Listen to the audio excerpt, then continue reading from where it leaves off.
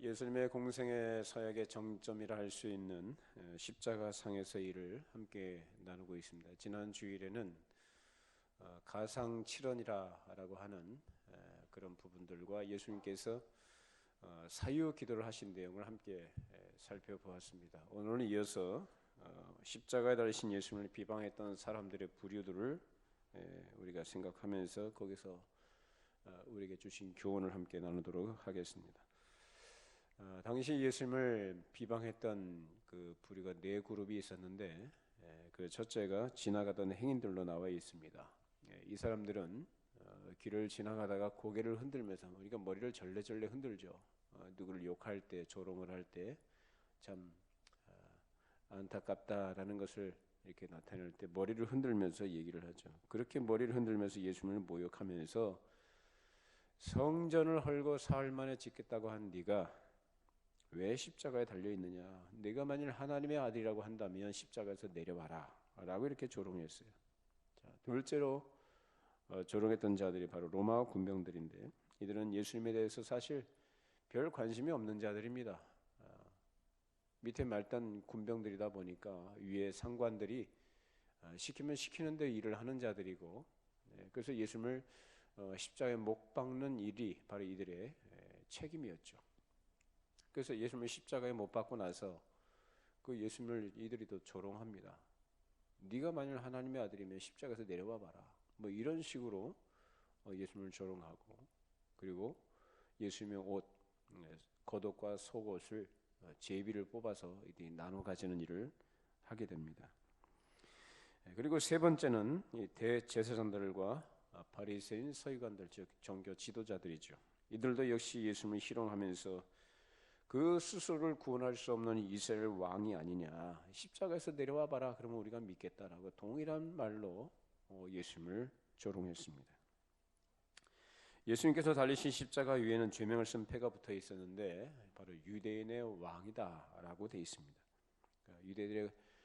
유대인들의 왕이다, 예수.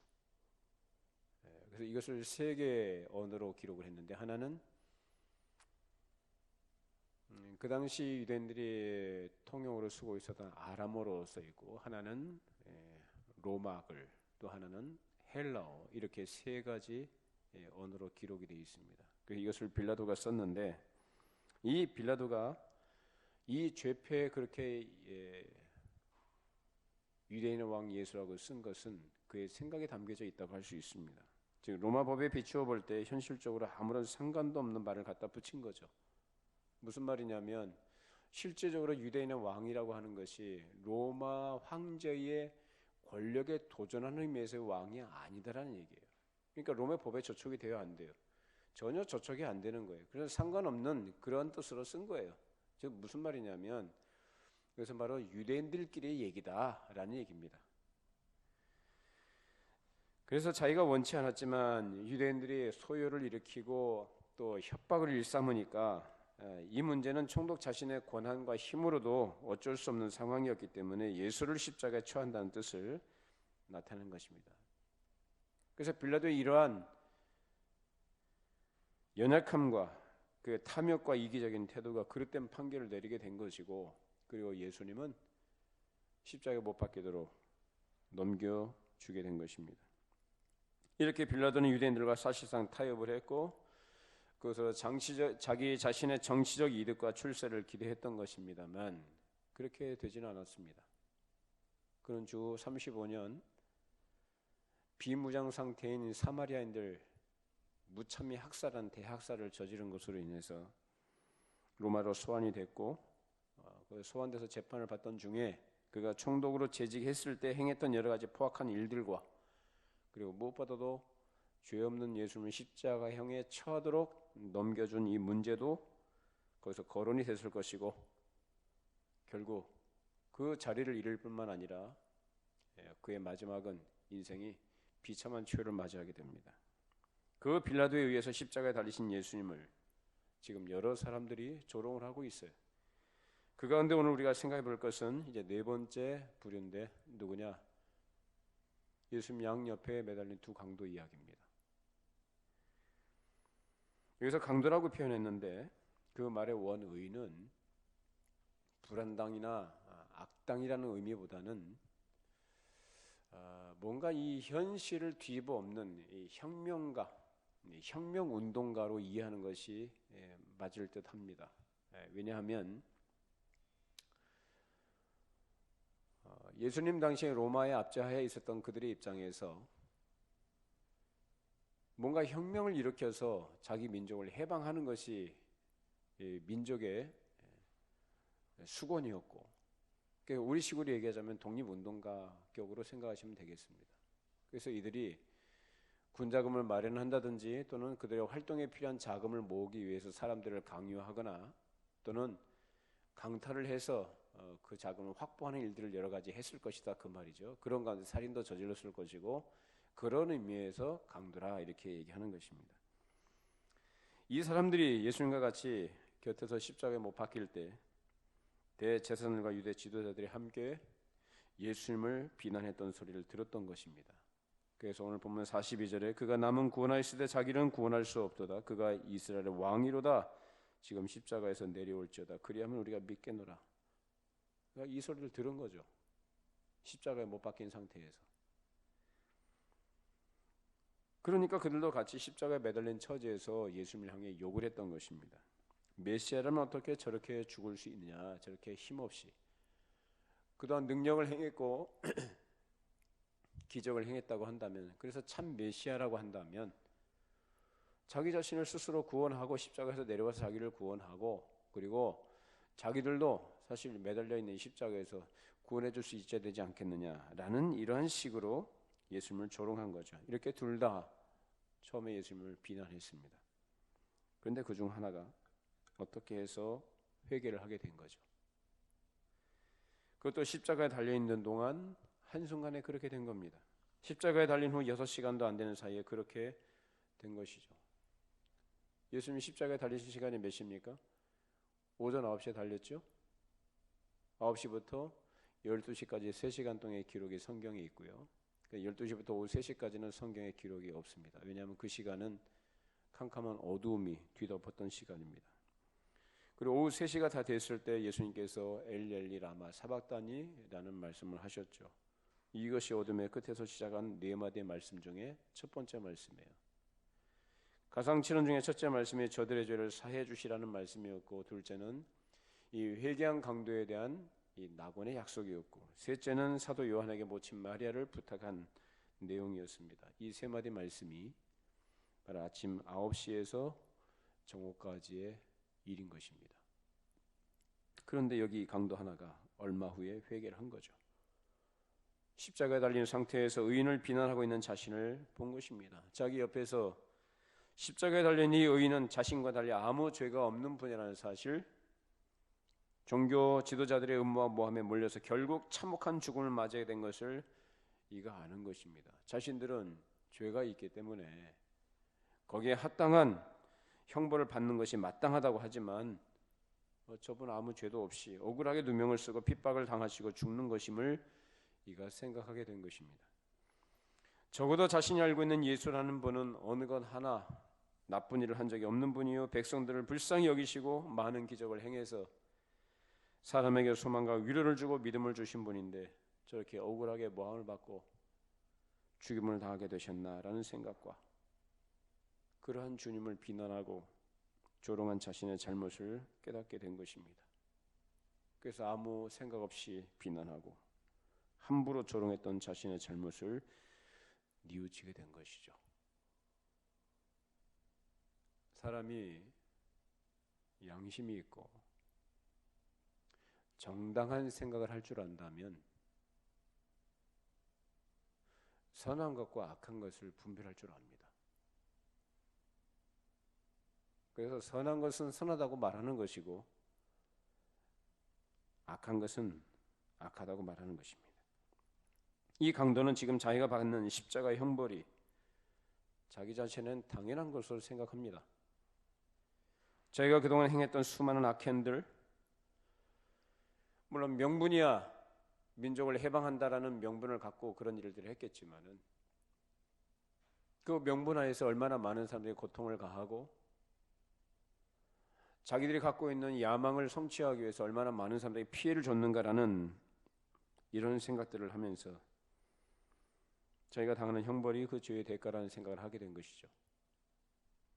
이렇게 자기 죄를 생각하고 자기가 받을 벌을 생각할 때에 그것이 단순히 육체의 고통과 죽음으로 그 죄값을 치를 수 없다는 것과 이제 죽음 이후에는 현재의 형벌보다 비교할 수 없는 더 크고 두려운 무서운 영원한 형벌이 육체의 죽음과 동시에 내려질 것이라는 것을 생각하지 않을 수 없게 됐습니다. 이 사람은 유대 사회에서 도둑질을 해먹은 사람이기 때문에 그래서 전통적으로 유대인들이 생각하는 죄와 의에 대해서 그리고 하나님의 어미로우신 그 공의로우신 심판에 대해서 잘 알고 있는 사람입니다. 그렇기 때문에 지금 무서워하는 거예요. 이제 죽음이 눈앞에 다가오는데 이대로 죽게 되면 나는 어디로 갈 것인가? 내가 이대로 숨이 끊어지게 되면은 내가 도대체 어디로 떨어질 것인가?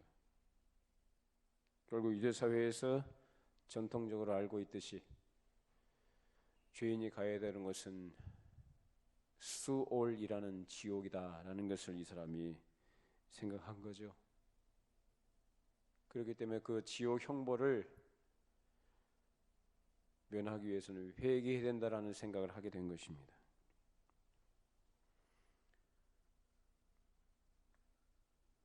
육신의 사망과 동시에 즉시 내려지는 무섭고 두려운 심판을 이가 생각하면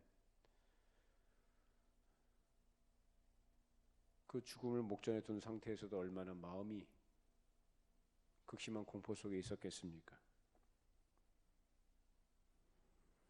이 현재의 십자가 형벌이라는 것은 잠시 후에 자기가 받아야 될 크고 두려운 심판과 영원한 형벌의 시작에 불과한 것입니다. 이 십자가형이 영원한 형벌로 연결해주는 과정이었다는 것입니다. 그래서 자신들이 당하는 이 십자가형이 로마 당국에 의해서 정죄를 받아 당하는 것이라고 한다면 전지전능하신 하나님 앞에 서게 될 때 나를 어떻게 정죄하실까라는 것을 생각한다면 자기 동료인 저기 저놈도 나와 같이 똑같은 정죄를 받았는데 아직도 뭐가 뭔지도 모르는 그래서 짐승처럼 예수를 욕하는가라는 생각을 하게 된 것입니다. 그래서 누가복음 23장에 보면은 자기 동료를 꾸짖는데요. 내가 만일 동일한 정죄를 받고서도 하나님을 두려워하지 아니하느냐? 우리는 우리가 행한 일에 상당한 봉을 받는 것이니 이에 당연하거니와 이 사람이 행한 것은 옳지 않은 것이 없다. 질책을 했죠. 우리가 지은 죄에 대한 보응은 당연한 것인데 그것이 죽음이라면 이 죽음으로 끝나는 게 아니라 그 죽음 이후에 더 큰 문제가 있다라는 거예요. 그 죽음 이후의 문제는 더 심각한 문제이고 더 큰 하나님의 심판이라는 것입니다. 그런데 아직도 그 하나님을 두려워할 줄 모르느냐라는 의미로 꾸짖은 것입니다. 이렇게 죽음의 문턱에서 자기의 죄질을 생각하고 하나님을 두려워하게 된 것입니다. 이러한 현실 앞에 이 사람이 또 한 가지 중요하게 깨달은 사실은 바로 예수님을 바로 알았다는 점입니다. 불쌍한 사람들이 하나님의 특별한 은혜의 보호 아래 거룩한 하나님과 교통하는 사람으로 그 관계가 회복이 되었고 가난한 사람들 그 마음이 부유하게 되었고 절망 가운데 있던 자들은 다시 소망과 위로를 얻었으며 하나님을 찬송하는 자들이 되었고 불구로 고통당하던 자들이 놀라운 기적으로 온전히 고침을 받았다는 사실들을 하나씩 생각했을 것입니다. 그렇다면 그런 일들을 행하신 전능하시고 의로우신 예수님이 이렇게 십자가에 달려 돌아가신다는 것은 그것으로 끝나는 것이 아니라 반드시 메시아 왕국의 왕으로서 군림하실 분이라는 생각까지 미쳤을 것입니다. 그렇다면 나는 어떻게 될 것인가? 나는 어떻게 해야 구원받을 수 있을까? 그래서 예수님을 향해서 예수여 당신의 나라에 임하실 때 나를 기억하소서 라고 절박한 호소를 한 것입니다. 회개한 거죠. 비록 자신은 죽지만 예수님이 자기를 그 죽음에서 반드시 다시 건져 주실 것을 믿은 것입니다. 이것이 구원 얻는 믿음입니다. 어떤 사람들은 이 강도의 구원을 부러워하고 그렇게 되기를 바라는 사람들이 있기도 합니다. 실제로 그런 사람들 저는 만나봤습니다.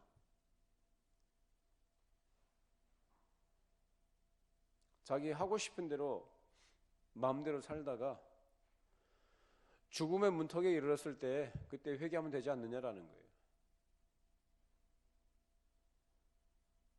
그 양다리를 거치는 거죠. 세상에서도 자기가 육신대로 하고 싶은 대로 자기 원하는 대로 마음껏 살다가 죽어서도 천국 가고 싶은 거예요. 이런 식의 생각, 또 이런 식의 구원이라는 것은 없습니다. 구원은 그렇게 주어지는 게 아니에요. 생각해 보세요. 강도가 이 십자가에 달려있는 상태에서 그 극심한 고통 가운데서 구원을 생각했다라는 것은 그건 무슨 얘기냐? 그 회개가 장난이 아니다라는 거예요. 지옥의 극심한 고통을 당하면서 그 극심한 고통 속에서 사람이 장난하겠어요? 사람이 고통을 당하게 되면 진실해집니다. 정직해져요. 이 강도는 정말로 진지하게 참되게 회개한 것입니다. 자기 자신의 죄를 알고 자기 자신의 죄를 깨닫고 그리고 자기 자신이 어떻게 해야 다시 생명을 얻을 것인가라는 것을 생각하면서 예수님을 바라보고 의지한 것입니다.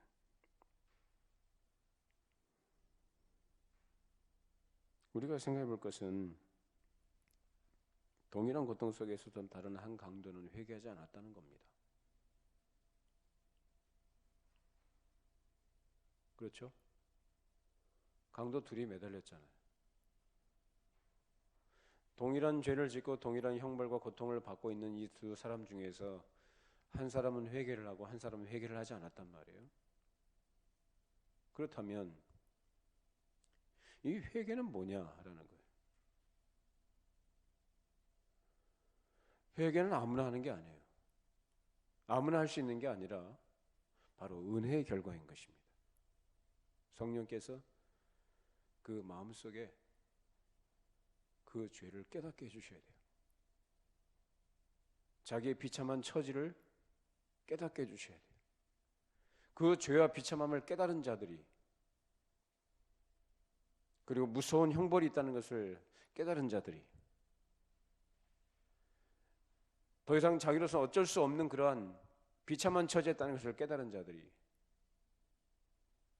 의로우신 예수 그리스도를 바라보고 그분을 의지하게 되는 것입니다.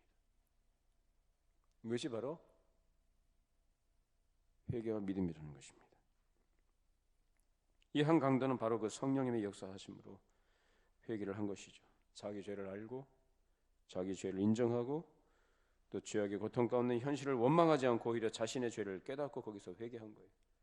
이런 그의 회개와 믿음의 고백을 예수님께서 들으시고 오늘 네가 나와 함께 낙원에 있으리라 라는 약속의 말씀을 하신 것입니다. 이런 사실들을 볼 때 그는 성령께서 그 속에서 역사하심으로 자기의 죄에 대해서 알았고 하나님이 엄밀하신 재판장이심을 알고 두려워했고 예수님의 의로우신 그런 걸어가신 분인 것을 믿고 주님께서 이제 돌아가시더라도 언젠가는 메시아 왕국의 왕으로 군림하신다는 것을 믿은 것입니다. 놀라운 신앙 아닙니까? 어떻게 그 짧은 시간에 이런 일이 일어날 수 있습니까? 이 사람이 몇 살인지 나이는 모르겠지만 어쨌든 지금까지 그가 살아온 삶은 온갖 죄악으로 범벅이 되고 점철되어 있는 그런 인생이었을 것이에요. 그런 사람이 그가 살아왔던 인생의 시간에 비해서 극히 짧은 시간에, 그렇죠? 그 짧은 시간에 이렇게 놀랍게 변화가 된 것입니다. 성령님의 역사하심인 것입니다. 사람이 변화되는 것, 도덕적으로 윤리적으로 달라진다는 것이 아니라 근본적으로 하나님을 알고 예수를 알고 구원의 절박한 소망과 기대를 가지고 주님께 나온다는 것, 오직 그리스도만 의지한다는 것, 하나님의 은혜인 것입니다.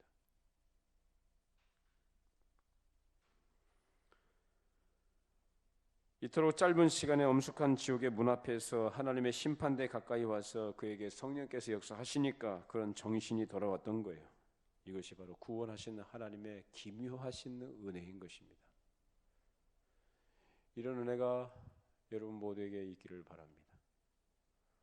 이런 은혜가 우리에게 그 무엇과도 바꿀 수 없는 귀한 복이요 영광인 줄로 믿습니다. 그의 육체는 십자가에 달려 꼼짝 못하고 기력은 그 시간 고통 가운데 점점 쇠진해가는 때였지만 그의 영혼은 새로운 인식이 왔고 깨달음이 왔고 죄책의 슬픔이 왔고 그리고 예수님에 대한 한없는 신뢰가 왔습니다. 그래서 예수님을 의지하고 간절하고 절박하게 호소한 것입니다. 이것이 진정한 회개요 예수님을 참되게 의지하는 것입니다. 그래서 예수님께서 이제 곧 영원한 지옥 형벌 속으로 들어가고 있는 그의 손을 잡아 이끄시면서 구원받은 성도들이 모이는 집으로 그로 하여금 들어갈 수 있도록 해주신 것입니다. 우리는 회개라는 것을 막연한 가운데서 역사하시는 성령님의 일하심이라는 것으로 생각하지 말아야 됩니다. 성령님은 막연한 가운데서 그냥 막연하게 일하시는 분이 아니에요. 어떻게 일하시느냐? 사람의 이성을 일깨워 주시고 빛을 비춰 주십니다. 어떻게 하시느냐? 말씀으로요. 말씀을 들을 때 그 말씀을 통해서 자기 죄를 알게 하셔요. 아, 내가 지금까지 짐승처럼 살았구나. 내가 지금까지 정말 겁 없이 살았구나. 내가 지금까지 천방지축으로 뛰놀면서 내가 왕인 것처럼 착각하고 살았구나 라는 것을 깨닫게 해주신다. 무엇으로요? 말씀으로. 나는 지금까지 그래도 의롭게 살았고 괜찮게 살았고 다른 사람보다 더 나은 사람이라고 생각하며 살았는데, 자기 잘난 맛에 살았는데 그게 얼마나 어리석고 무서운 착각이었는가를 깨닫게 해주셔요. 자신만만했던 것, 기고만장했던 것, 그래요. 하나님 없이, 하나님과 상관없이 살아도 나는 괜찮다라고 생각했던 그런 오만함들, 그 무지와 어리석음들을 깨닫게 해주시는 거예요.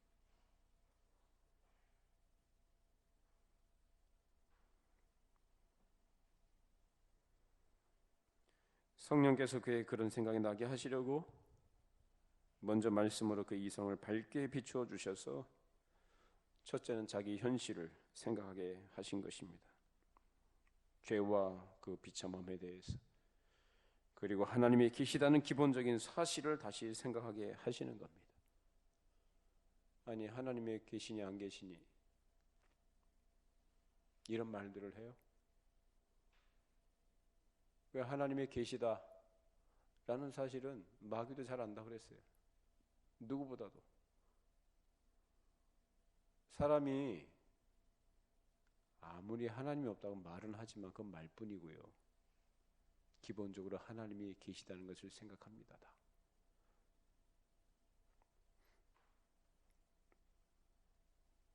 이것이 성경이 우리에게 주시는 하나님에 대한 기본 지식입니다. 그리고 하나님의 계시다는 이 사실, 그것을 아는 것은 애써 증명할 필요가 없습니다. 왜냐하면 성경은 절대로 하나님의 계시다는 것을 증명하려고 애쓴 적이 없습니다. 그냥 당연한 것으로 선포하고 들어갑니다. 태초에 하나님이 천지를 창조하시니라. 이것부터 시작했어요.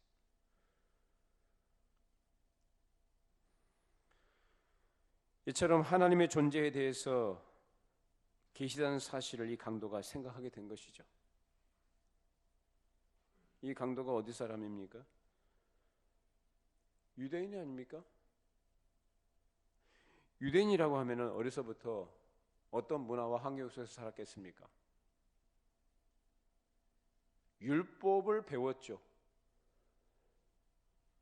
오늘 식으로 얘기하자면 날마다 하나님 말씀을 듣고 성경 읽고 그런 분위기와 그 문화 속에서 자라온 사람이에요. 자기 나름의 민족의 정체성을 알고 있는 사람이고 모르지 않아요. 그래서 하나님에 대해서 의와 죄에 대해서 아는 사람이고 그 죄의 결과가 어떠한 무서운 심판을 초래하게 된다는 사실로 다 아는 사람이에요. 그래서 이 사람은 그를 지금 생각한 거예요. 죽음의 문턱에서. 여러분들이 앞으로 언제 죽음의 문턱에 서게 될지 모르겠지만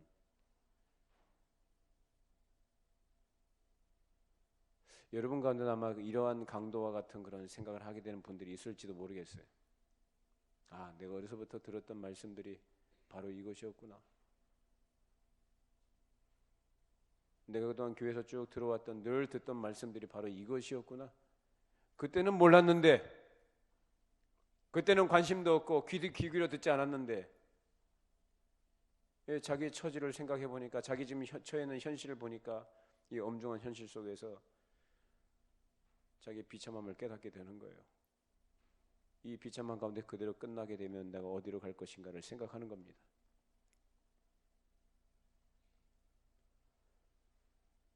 귀한 것이 있을 때 귀한 걸 모르는 거예요, 사람이.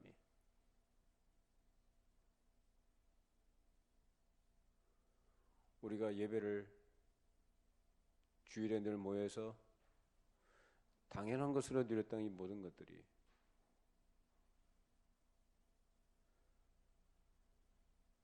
우리가 원치 않지만 사실 그 자유를 지금 제한받고 있고 사실상 뺏긴 것이나 마찬가지예요. 늘 우리가 주일이면 모여서 자유롭게 예배하고 함께 교제하고 음식을 나누고 했던 모든 것들이 올 수도 없었습니다. 사람이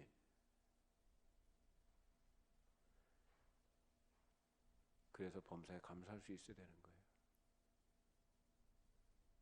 자기가 누리고 있는 것들, 자기가 주어진 기회들, 말씀을 들을 수 있는 기회들, 하나님을 알 수 있도록 성령께서 역사하실 때 그것을 귀한 줄 알아야 됩니다. 우리 강도는 지나간 날 모든 기회를 다 귀한 줄 모르고 자기 하고 싶은 대로 살다가 지금 죽음의 문턱에 서서 그제서야 그 죽음의 문턱에서나마 그래도 깨닫게 된 것, 이 사람에겐 천만 다행이죠. 그 과거에 들었던 내용들, 즉 성경을 통해 가르쳐 주신 내용들이 기억나게 됨으로써 생각하게 된 거예요. 그것을 이렇게 무서운 형벌 가운데 죽으면서 다시 기억한 것이고, 그리고 거기서 더 나아가 예수님께서 하신 일과 가르치신 일들을 단편적으로 떠올렸고, 마태복음 11장 28절에 있는 말씀처럼 수고하고 무거운 짐진 자들아 다 내게로 오라, 내가 너희를 쉬게 하리라 라는 말씀도 생각했겠죠. 아, 그때 주님께서 그 말씀을 하셨었지. 그래서 이제 예수님을 의지하고 자는 태도로 바뀐 것입니다. 이것이 성령님의 역사하심의 결과입니다. 여러분들에게도 이러한 귀한 은혜가 있기를 바랍니다. 수고하고 무거운 짐진 여러분들, 그 짐지고 살아가는 인생길이 얼마나 고단하고 고통스럽습니까? 죄짐을 지고서 고나거든 예수님께 나아가시기를 바랍니다. 그 죄짐을 지고 지옥까지 갈 수는 없잖아요. 주님께서 나를 위해서 하신 일이 무엇인지, 그리고 이 사실을 모른 채 죽게 되면은 죽음 이후에 즉시로 내려지는 영원한 형벌이 어떠한 것인지, 얼마나 그것이 무서운 것인지를 생각할 때에 두려우신 하나님이 재판장이심을 생각하면서 그 심판을 면하고자 하기 위해서 내가 할 수 있는 것이 무엇이냐? 살아있을 때, 아직 죽음이 나를 덮치지 않았을 때, 자기가 얼마나 큰 죄인이라는 사실을 깨닫고 하나님 앞에 죄를 회개하고 자기로서는 어쩔 수 없는 죄인의 자리에서 유일한 구원자이신, 나에게 생명을 주실 수 있는 그분이 바로 예수님밖에 없다는 사실을 믿고 의지하는 것, 그 길로 나아갈 수 있기를 바랍니다. 이 한 강도가 바로 그 길을 걸어간 거예요. 성령님의 역사하심이었습니다. 이런 성령님의 역사하심이 여러분 가운데 있기를 바랍니다. 지금까지 끝없는 탐욕과 자기 이익에 욕심을 따라 살다가 죽음의 문턱까지 와서도 회개하지 않는 저편 강도와 달리 죽음의 자리에 임해서나마 하나님의 공의와 심판을 받을 자신의 현실을 깊이 이 사람은 생각한 거예요. 그래서 처음부터 어떻게 모면해 볼까 하는 것보다는 진실은 뭐냐? 진리는 도대체 뭐냐? 무엇이 내가 가져야 될 바른 자세냐 하는 것을 보기 시작한 것입니다. 이렇게 사람은 누구나 처음에는 자기가 처한 현실에서 바른 것이 무엇인가를 찾기 시작해야 하는 것입니다. 그렇게 하는 것으로 시작해서 하나님의 거룩한 계시의 빛에 계속 더 깊이 들어갈 수 있게 되는 것입니다. 그래서 자기 현실에서 무엇이 바르냐 하는 것을 자기가 요구해야 하나님의 거룩한 진리의 빛이 우리에게 비춰지게 되는 것입니다. 이런 진리의 빛을 성령께서 우리 가운데 비추시고 우리를 그 빛으로 나아갈 수 있도록 이끌어 주시기를 간절히 바랍니다. 오늘 말씀이 여러분들에게 여러분의 인생에 그 어떤 것과 바꿀 수 없는 참된 지혜가 되기를 바랍니다. 하나님의 선물로 받으시고 하나님의 생명의 빛으로 나오실 수 있기를 바랍니다. 기도하겠습니다. 거룩하신 하나님 아버지, 미련하고 어리석은 죄인들을 불쌍히 여겨주셔서 참된 진리의 빛을 비추어 주시고 생명의 길로 나오도록 인도해 주심을 감사를 드립니다. 죽음의 문턱까지 이제 지옥을 향해 치달아가고 있었던 한 강도가 주님께서 은혜를 베풀어 주셔서 그 마음에 빛을 비춰 주시고 생명의 길로 나오게 된 이 회개와 믿음의 이 역사가 성령님의 역사하심의 결과인 것을 저희들에게 가르쳐 주셨습니다. 주님, 지금까지 우리가 살아왔던 삶을 돌아보게 해주시고 지금 처해 있는 나의 현실이 어떠한 것인지를 깨닫게 하시고 하나님 앞에 회개하는 마음과 오직 그리스도를 믿는 의지하는 그 믿음을 우리에게 허락해 해주시고 우리가 주 앞에 서는 그날까지 이 믿음 지키고 이 믿음 안에서 궁극적인 영광이 이르는 모든 성도들 되게 하여 주시옵소서. 예수님의 이름으로 기도하옵나이다. 아멘.